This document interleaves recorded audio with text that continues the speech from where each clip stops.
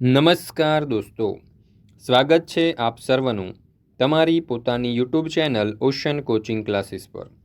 આજે આપણે ધોરણ 7ના હિન્દી વિષયની ગાલા સ્વાધ્યાય પોથીના પાઠ નંબર 8 દોહા અષ્ટકનું સંપૂર્ણ સોલ્યુશન આ વિડીયોમાં જોવાના છે।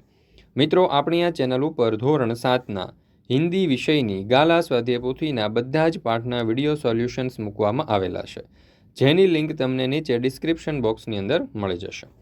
ધોરણ 7ના હિન્દી વિષયની ગાલા સ્વાધ્યાય પોથીના બધા જ પાઠના સોલ્યુશનની પીડીએફ આપણી એપ્લિકેશન ઉપર મુકાઈ ચૂકી છે, જેની લિંક પણ તમને નીચે ડિસ્ક્રિપ્શન બોક્સમાં મળી જશે।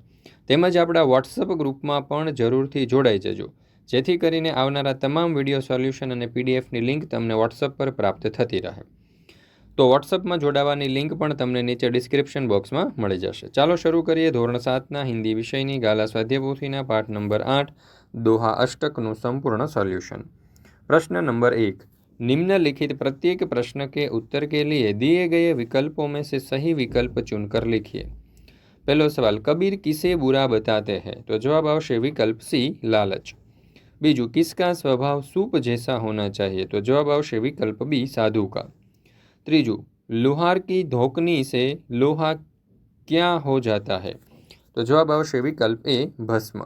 चौथू, गरीब की क्या व्यर्थ नहीं जाती? तो जवाब आवशे विकल्प ए, हाय। पांचवू, प्रेम का धागा न तोड़ने की सीख किसने दी है? तो जवाब आवशे विकल्प सी, रहीम ने। मित्रों, आपणे ओशन कोचिंग क्लासीस नामनी एक जबरदस्त एप्लिकेशन लॉन्च करेली है। आ एप्लिकेशन में धोरण 3 થી 12 બધા જ વિષયના તમામ પ્રકારના સોલ્યુશનની પીડીએફ તમને મળી રહેશે, જેમ કે દરેક પાઠની સમજૂતીના સોલ્યુશન, સ્વાધ્યાયના સોલ્યુશન, સ્વાધ્યાયન પોથી, ગાલા સ્વાધ્યાય પોથી, પ્રશ્ન બેંક, અસાઇનમેન્ટ, પ્રથમ દ્વિતીય વાર્ષિક પરીક્ષાઓના પ્રશ્નપત્ર અને બીજા તમામ પ્રકારના સોલ્યુશનની પીડીએફ અહીં તમે મેળવી શકશો। એપ્લિકેશન ડાઉનલોડ કરવા માટેની લિંક તમને નીચે ડિસ્ક્રિપ્શન બોક્સની અંદર આપેલી છે। તો આ તમામ સોલ્યુશન જે છે એમની પીડીએફ જરૂરથી તમામ પીડીએફનો અભ્યાસ કરી લેજો। ચાલો તો શરૂ કરીએ હવે આગળ આપણે પ્રશ્ન નંબર 2, कोष्टक में से उचित शब्द चुनकर रिक्त स्थानों की पूर्ति कीजिए। एमा पेलू, साधु ऐसा चाहिए जैसा खाली जगह सुभाए। तो जवाब आवशे सुख। बीजू, तुलसी इस संसार में खाली जगह के लोग। तो जवाब आवशे भांति भांति। त्रीजू, तुलसी खाली जगह गरीब की कबहू न खाली जाए। तो जवाब आवशे हाय। चौथू, रही मन खाली जगह प्रेम का मत तोड़ो चटकाए। तो जवाब आवशे धागा। पांचमू, कही रहीम खाली जगह हित संपत्ति संचही सुजानी। तो जवाब आवशे परकाज। त्यार पछी प्रश्न नंबर 3, सही वाक्यांश चुनकर विधानों को पूर्ण कीजिए। पहलू, पथिक को खजूर के फल नहीं मिलते क्योंकि? जवाब आवशे विकल्प क, वे बहुत ऊंचाई पर लगते हैं।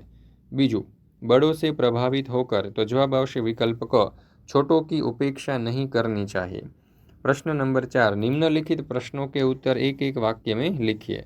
पहला सवाल, खजूर का पेड़ बड़ा होता है फिर भी कबीर उसको महत्व क्यों नहीं देते?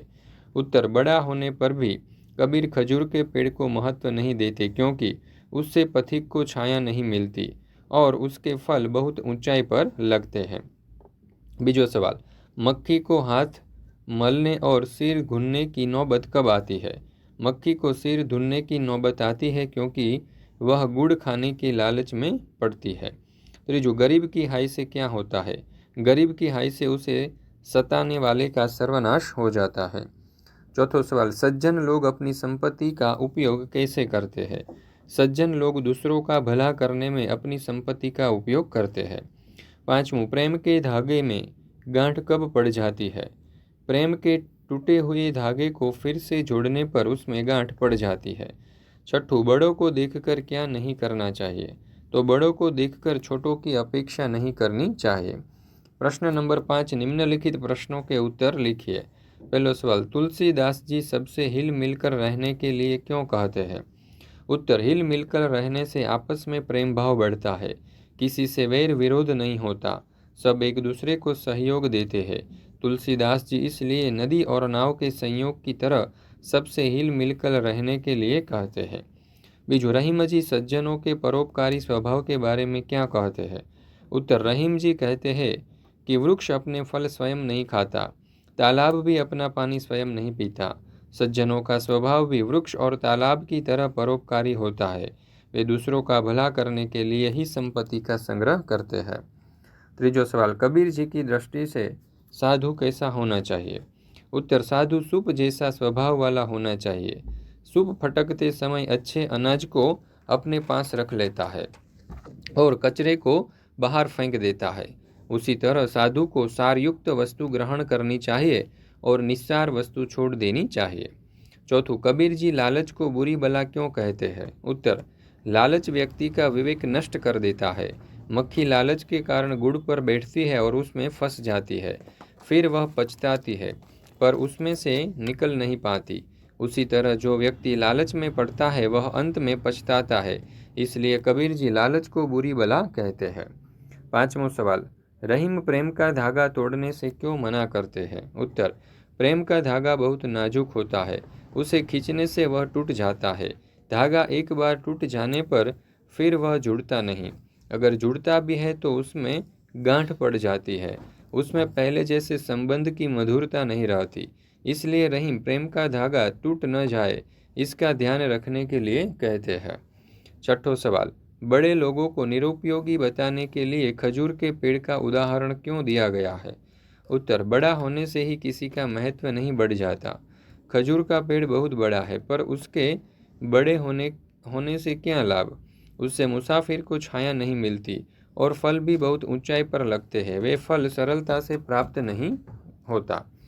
ત્યાર પછી પ્રશ્ન નંબર 6, નિમ્નલિખિત મુહાવરો का अर्थ देखकर वाक्य में प्रयोग कीजिए। એમાં પહેલું છે હાથ મલના यानी कि पछताना। तो वाक्य જોઈએ, निशान चूक जाने पर हिरन भाग गया और शिकारी हाथ मलता रह गया। बीजू सिर धुनना यानी कि पछताना। वाक्य, सिर धुनने से बिगड़ा काम नहीं बनता। हिल मिलकर चलना यानी कि सहयोग करना। तो वाक्य बनશે, सबसे हिल मिलकर चलने में ही समझदारी है। चौथું છે लोह भस्म हो जाना यानी कि कठिन चीज का नाश हो जाना। जब आग में लोहा भस्म हो जाता है तो यह लकड़ी क्यों नहीं हो सकती?